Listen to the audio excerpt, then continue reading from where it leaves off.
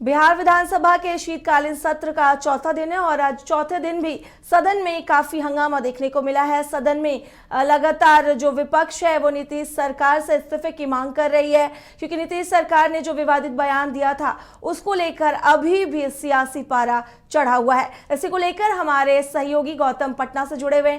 गौतम, सीधा विधानसभा के बाहर से जुड़े हुए। गौतम, आज विधानसभा के शीतकालीन सत्र के चौथे दिन भी सदन हंगामेदार रहा है, क्या कुछ कहना चाहेंगे इसको लेकर?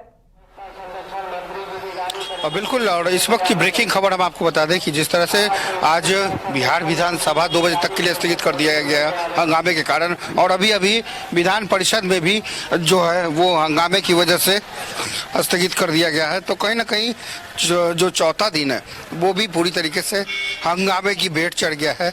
और इस हंगामे के पीछे जो वजह है वो है मुख्यमंत्री का बयान, और इसके अलावा आशा कार्यकर्ताओं ने जिस तरह से बयान के ऊपर जो पानी की बौछार हुई है वो एक बहुत ही महत्वपूर्ण मुद्दा है, जिसकी वजह से ये जो स्थगित हुआ है और हंगामा हुआ है, जिसके कारण सदन को स्थगित करना पड़ा है। बिहार विधानसभा और बिहार विधान परिषद दोनों स्थगित कर दिया गया है। और हंगामे के बीच भारतीय जनता पार्टी के जो सदस्य हैं वो इस वक्त नारेबाजी कर रहे हैं, प्रदर्शन कर रहे हैं, और विधानसभा में जिस तरीके का जो माहौल है वो लगातार चौथे दिन भी जारी है। तो कुल मिलाकर कह सकते हैं कि आज भी दिन हंगामे की भेंट चढ़ा रहा। एक तरफ जहां मुख्यमंत्री के बयान की वजह से जो नाराजगी थी वो थी, और दूसरा कि किस तरह से देखिए सदन के बाहर निकलकर लोग प्रदर्शन कर रहे हैं।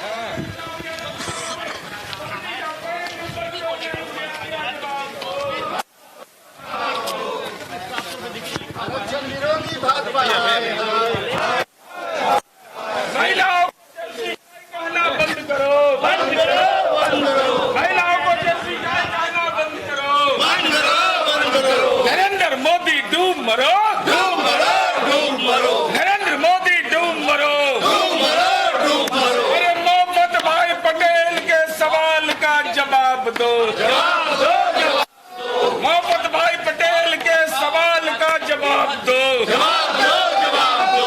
नरेंद्र मोदी के चरित्र पर मोहम्मद पटेल ने सवाल उठाया, जवाब दो, जवाब दो, जवाब दो। नरेंद्र मोदी जवाब दो, इंसाफ करो, इंसाफ करो, इंसाफ करो। यशोदा बहन के साथ इंसाफ करो। का झूठा पार्टी हाय हाय हाय हाय हाय। बोलिए।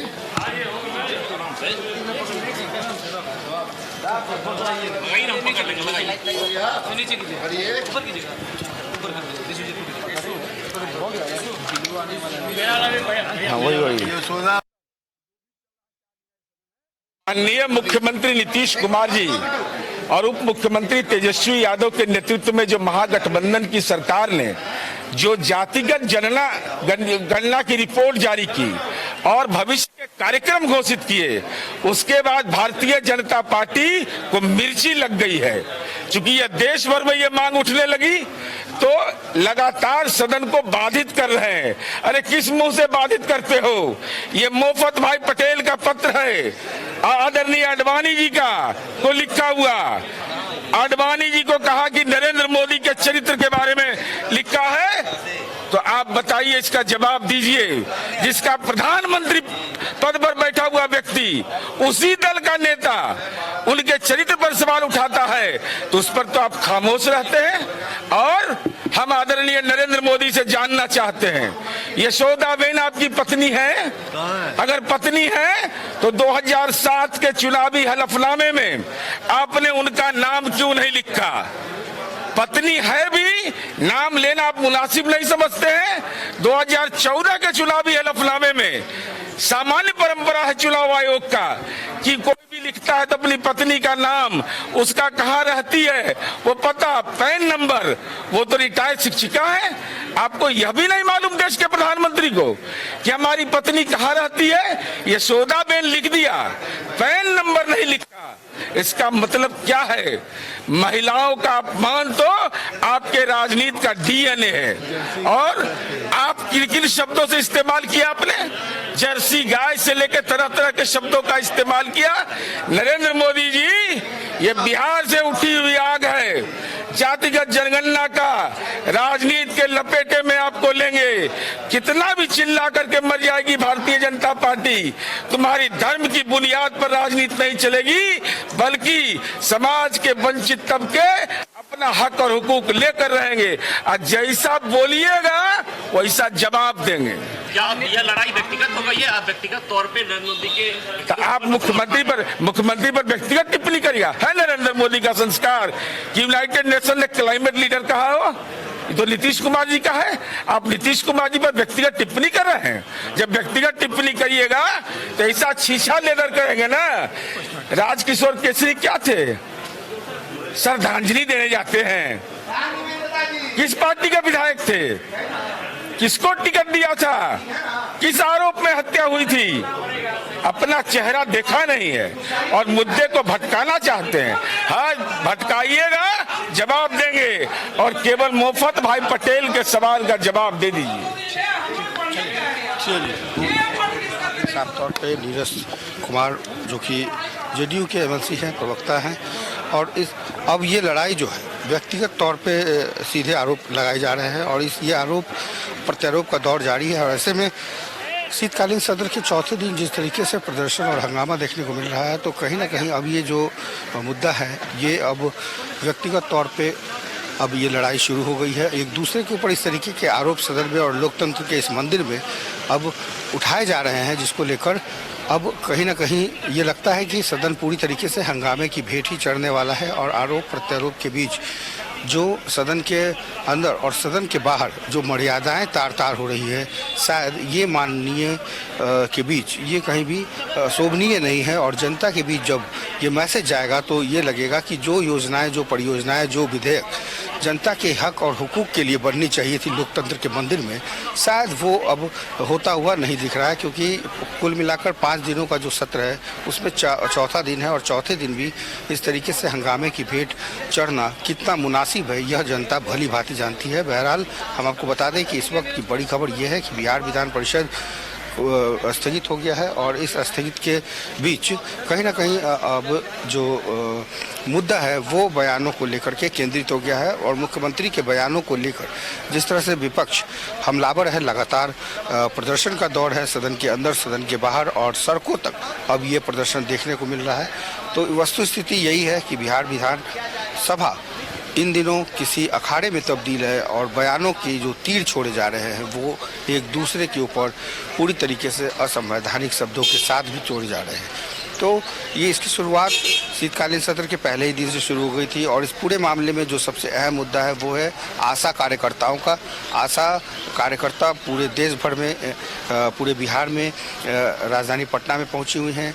लगातार पिछले 3 दिनों से उनका प्रदर्शन चल रहा है और सदन को घेराव करने के लिए उनके ऊपर इस प्रदर्शन के खिलाफ जो प्रशासनिक जो वाटर कैनन है उसका भी प्रयोग किया जा रहा है। तो कुल मिलाकर कह सकते हैं कि राजधानी पटना का माहौल इन दिनों गर्म है। और इस के बीच जो सदन है वो कितने घंटे और चलेगा ये कह पाना बहुत ही मुश्किल है। लेकिन इतना ज़रूर है कि सदन की जो सदन है जो वो स्थगित हो गया है और सदन स्थगित के बीच अब जो तमाम जो नेता हैं, विधायक हैं, एमएलसी हैं, वो अब बाहर निकलने लगे हैं। और 2 बजे तक के लिए सदन जो है वो स्थगित है। और 2 बजे के बाद भी कितना बिहार विधानसभा चल पाएगा ये भी कह पाना बहुत मुश्किल है। लेकिन इतना ज़रूर है कि चौथा दिन भी हंगामे की भेंट चढ़ा रहा सदन।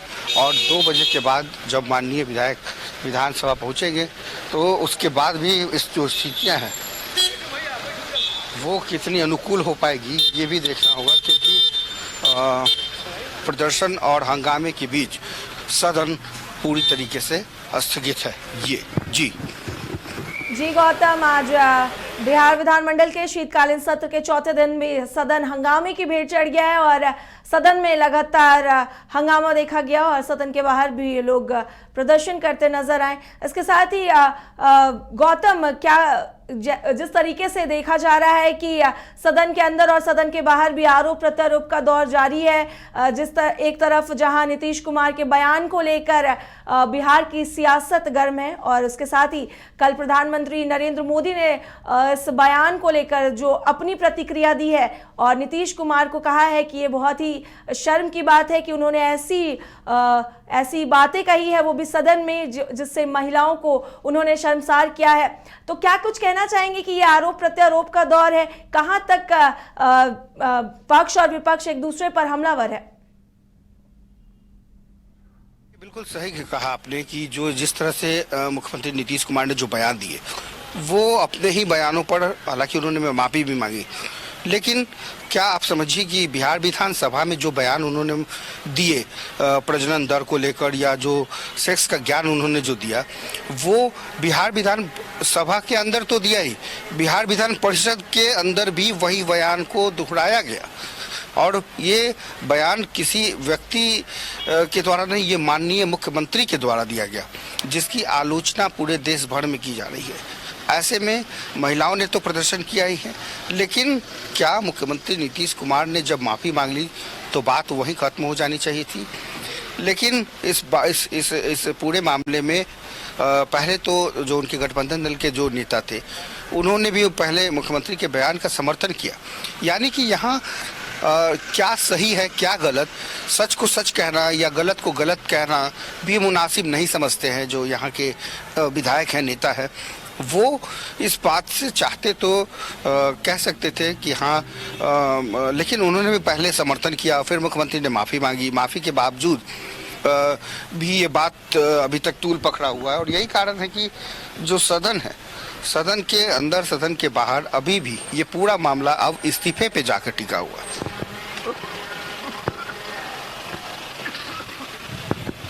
तो कहीं ना कहीं ये जो स्थगन, अब इस्तीफे की बात की जा रही है, इस्तीफे की राजनीति है और विपक्ष ये चाहता है कि मुख्यमंत्री नीतीश कुमार जल्द से जल्द इस्तीफा दे दें और इस्तीफे के बाद वो किसी भी पार्टी के नेताओं को मुख्यमंत्री की ओथ दिलाएं, शपथ दिलाएं, क्योंकि मुख्यमंत्री को लेकर के ये कहा जा रहा है कि वो मानसिक रूप से थोड़े कमज़ोर हो गए हैं, उम्र का जो ढलान है वो दिखने लगा है और शब्दों का जो चयन है वो हाल के दिनों में उनके जो व्यक्तित्व और उनके जो कार्यशैली है उस पर अब विपक्ष प्रश्न उठाने लगा है। तो कहीं ना कहीं इस बात को लेकर के, इस चीज़ को लेकर के जो स्थितियां हैं वो अब विपक्ष इन चीज़ों को हमलावर कर रहा है और मुख्यमंत्री के बयान के साथ साथ मुख्यमंत्री के हाव भाव और व्यक्तित्व के ऊपर अब सवाल उठाए जा रहे हैं।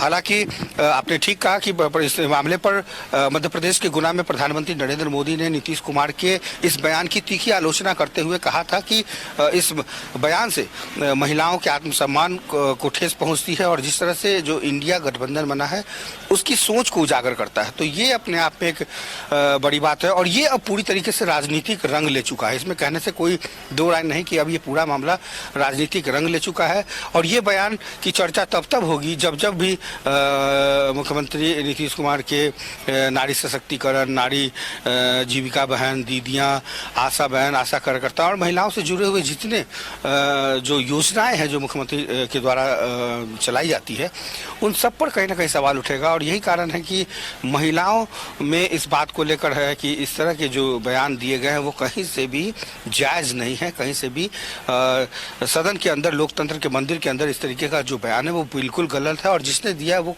कोई और नहीं, वो इस पूरे राज्य का मुख्यमंत्री है। तो ऐसे में मैंने पहले ही कहा कि यह अब पूरी तरीके से राजनीतिक रंग ले चुका है और राजनीतिक रंग लेने के साथ ही अभी आपने देखा कि जब बिहार विधान परिषद में जब हंगामा हो रहा था तो इस हंगामे के बीच में प्रधानमंत्री नरेंद्र मोदी द्वारा गुना के मध्य प्रदेश में दिए गए आम सभा के दौरान जो बयान दिए गए थे जिसमें मुख्यमंत्री नीतीश कुमार की तीखी आलोचना की गई थी, इस आलोचना के बाद अब प्रधानमंत्री के जीवन पर, प्रधानमंत्री के ऊपर एक तरीके से लांछन लगा रहे हैं जेडीयू के एमएलसी और तमाम जेडीयू के नेता कि प्रधानमंत्री को ये बोलने का हक नहीं है क्योंकि उन्होंने भी अपने जो चुनाव के वक्त जो मेंशन किया जाता है कि आप कि पत्नी कौन है, आपकी पत्नी या संपत्ति कितनी है, उसमें पत्नी का नाम न देना, अब इन बातों को उजागर किया जा रहा है। उनकी जो प्रधानमंत्री की जो पत्नी थी वो उनके नाम को लेकर के जोड़ा जा रहा है। तो अब व्यक्तिगत लांछन के रूप में अब जो राजनीति की शुरुआत हुई है, ये कहीं ना कहीं इससे कुछ विकास होना जाना नहीं है, लेकिन राजनीति है, राजनीति गर्म है और इस गर्माहट के बीच में अब एक दूसरे के ऊपर व्यक्तिगत आरोप और प्रत्यारोप का जो दौर शुरू हुआ है, यह दौर कब तक जारी रहेगा ये कह पाना बहुत मुश्किल है। लेकिन इतना जरूर है कि लोकसभा चुनाव में भी जहां कहीं भी सभाएं होगी, मुख्यमंत्री के इस बयान की चर्चा विपक्ष जरूर करेगा। और महिलाओं को लेकर के, जिस तरह से मुख्यमंत्री नीतीश कुमार हमेशा सोचा करते थे, या महिलाओं को लेकर के देखिए, जीविका बहनों के कहने पर ही बिहार में शराबबंदी हुई थी और हमेशा कहते हैं कि यदि लड़कियां पढ़ लिख जाएंगी, हालांकि मुख्यमंत्री लगातार ये बातें कह रहे हैं कि हमने यह जो बयान दिया है वो ज्ञान उनके ही हक और हुकूक के लिए दिया, ताकि एक तो प्रजनन संख्या जो है, प्रजनन दर जो है वो कमेगा। और दूसरी बात यह है कि अगर महिलाएं शिक्षित हो जाएंगी तो वो सिर्फ अपने घर में नहीं बल्कि जिस घर में भी जाएगी वहां भी उनके पूरे परिवार को शिक्षित करेंगी। तो ये मकसद, इस सोच के साथ पिछले कई सालों से मुख्यमंत्री नीतीश कुमार साइकिल योजना, पोशाक योजना, महिला को लेकर छात्रवृत्ति योजना, उनके पढ़ने पर, उनके पास आउट होने पर, उनके उत्तीर्ण होने पर जो छात्रवृत्ति योजना दी जाती है, स्कॉलरशिप दिया जाता है। तो कई ऐसी चीजें हैं जो मुख्यमंत्री इस मामले में बहुत बेहतर रहे हैं, कहते रहे हैं, करते रहे हैं। यही कारण है कि आज बिहार के अंदर जो स्कूल है, इसमें कोई गुरेज नहीं कि 2004 के बाद जो परिस्थितियां बिहार की बदली है, उस परिस्थितियों में जो महिलाओं को आरक्षण देने की बात हो, महिलाओं के सर्वांगीण विकास की बात हो, इन तमाम चीज़ों में मुख्यमंत्री की पहल का ये परिणाम दिखा है। लेकिन इन तमाम चीज़ों से इतर जब आप कोई ऐसा बयान देते हैं जिससे, जब कहते हैं ना कि जब जीरो को किसी भी चीज़ से गुना कर दीजिए तो उसका परिणाम जीरो आता है, तो इस बयान के बाद मुख्यमंत्री की जिस तरीके से निंदा हो रही है, मुख्यमंत्री के बयान की निंदा हो रही है, मुख्यमंत्री के हाव भाव की निंदा हो रही है, उनके उम्र को लेकर के, उनके मानसिक स्थिति को लेकर के, और जो राजनीतिक जिस चक्रव्यूह में इस वक्त मुख्यमंत्री नीतीश कुमार को विपक्ष मान रहा है, वो मानता है कि कहीं ना कहीं गलत गठबंधन का ये नतीजा है कि अब गलत बयान दे रहे हैं मुख्यमंत्री। तो ऐसे में आरोप प्रत्यारोप का दौर शुरू हो गया है और 2 बजे के बाद सदन चलेगा बिहार विधानसभा और बिहार विधान परिषद में, तब जाकर कितना ये चल पाता है ये भी देखना होगा। लेकिन इतना जरूर है कि जनता की गाड़ी कमाई, लाखों रुपए खर्च होते हैं सुरक्षा में। विधानसभा के हर घंटे लाखों रुपए खर्च होते हैं, तब जाकर ये कोई सत्र चलता है और इस सत्र का मकसद होता है बिहार में विकास की कैसे गाड़ी पटरी पर चले, योजनाएं बनती है, कानून बनते हैं, विधेयक बनते हैं, वो पास होता है और पूरे बिहार में लागू होता है। तो एक रोड मैप विकास का होना चाहिए। जिस तरीके से बिहार विधानसभा शीतकालीन सत्र के चौथे दिन भी सदन हंगामेदार रहा है और हंगामे की भेंट चढ़ गया है। लगातार मुख्यमंत्री नीतीश कुमार के बयान पर आरोप प्रत्यारोप का दौर शुरू है और ऐसा कहने में कोई गलत नहीं होगा कि यहाँ पर व्यक्तिगत प्रहार किया जा रहा है, गड़े मुर्दे उखाड़े जा रहे हैं। और इसी के साथ हम बात करेंगे अगर आंगनबाड़ी सेविकाओं की, तो वो भी लगातार प्रदर्शन कर रही है। पटना में लगातार आंगनबाड़ी सेविकाओं का प्रदर्शन चल रहा है और सदन में भी इस मुद्दे को उठाया जा रहा है। क्या कुछ कहेंगे इस पर? बिल्कुल आपने सही प्रश्न उठाया है कि जिस तरह से शीतकालीन सत्र चल रहा है उसके ठीक पैरेलली एक प्रदर्शन भी चल रहा है और उस प्रदर्शन का नाम है आशा कार्यकर्ताओं के मांगों का प्रदर्शन। आशा कार्यकर्ता जिस मानदेय पर काम करती हैं वो बेहद ही कम है और वो चाहती हैं कि जिस तरह से आशा कार्यकर्ताएं समाज के विकास में सरकार के साथ कदम से कदम मिलाकर काम कर रही हैं, तो ऐसे में महज 1000 रुपये या 1500 रुपये से काम नहीं चलने वाला है। यदि उनका मानदेय बढ़ा दिया जाए या उनको राज्यकर्मी का दर्जा दिया जाए या उनके मानदेय में बढ़ोतरी की जाए तभी अब कोई गुंजाइश है, क्योंकि 1000-1500 में कुछ नहीं होने वाला है और उन्हें बहुत मेहनत करनी पड़ती है, चाहे वो स्वास्थ्य के क्षेत्र में हो, शिक्षा के क्षेत्र में हो या किसी भी क्षेत्र में हो। आशा कार्यकर्ताएं लाखों और हजारों की संख्या में हैं और अलग अलग राज्यों में जिस तरह से सेविकाएं, रसोइयां दीदी, ये शिक्षा में बच्चों के बीच उनके खाने पीने और सारी चीज़ों की व्यवस्था करती हैं, मदद करती हैं, वो अपना समय श्रम देती हैं, तो क्या श्रमदान के एवज में 1000-1500 रुपये से काम चल जाएगा? ये कहीं ना कहीं मुनासिब नहीं है। और यही कारण है कि सरकार के अंदर भी जो उनकी जो सहयोगी दल हैं, भारतीय कम्युनिस्ट पार्टी माले, वो आज सदन के बाहर अपने ही सरकार के को घेर रही थी और केंद्र सरकार से भी मांग कर रही थी कि वो इन आशा कार्यकर्ताओं और बहनों को का मानदेय बढ़ाए। तो राज्य सरकार की जो हिस्सेदारी है वो भी आपने देखा होगा कि परसों सदन जब दूसरे दिन चल रहा था तो हमने मदन सहनी से बात की थी। वो समाज कल्याण विभाग यानी कि उसी विभाग के मंत्री भी थे।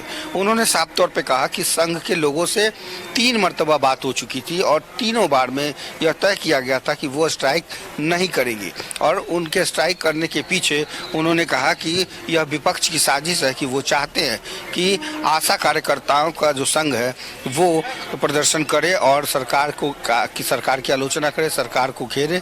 तो कहीं ना कहीं इस बात की नाराजगी है जिसको लेकर के आशा कार्यकर्ताओं में और आशा कार्यकर्ताओं के साथ साथ रसोइयाँ जो बहनें हैं वो लगातार प्रदर्शन कर रही हैं और सरकार के खिलाफ नारेबाजी कर रही हैं, जिसको लेकर प्रदर्शन का दौर जारी है। आज भी जो प्रदर्शन है वो बिहार विधानसभा का घेराव करना था, लेकिन चूंकि चारों तरफ से जो सुरक्षा का घेरा है वो इतना मजबूत है कि आशा कार्यकर्ता जो बहनें हैं वो सदन तक नहीं पहुंच सकी और आरजेडी प्रदेश कार्यालय उनको मजबूरी में जाना पड़ा। और आज आपको बता दें कि उप मुख्यमंत्री तेजस्वी यादव का जन्मदिन है और ऐसे में जो जन्मदिन के मौके पर जो प्रदेश कार्यालय में केक काटा जाना था, इस बात की सूचना आशा कार्यकर्ताओं को थी। उन्होंने सोचा कि जन्मदिन के बहाने उन्हें शायद आशा कार्यकर्ताओं को मानदेय की बढ़ोतरी के रूप में कोई सौगात दी जा सकती है। तो ऐसे में कह सकते हैं कि आज का दिन बहुत खास है और आशा कार्यकर्ताओं को उम्मीद है कि शायद कुछ 2 बजे से शीतकालीन सत्र का चौथा दिन का फिर से सत्र की शुरुआत होगी, माफ कीजिएगा सदन की शुरुआत होगी। तब देखना होगा कि सदन में क्या कुछ होता है। फिलहाल इस जानकारी के लिए आपका शुक्रिया।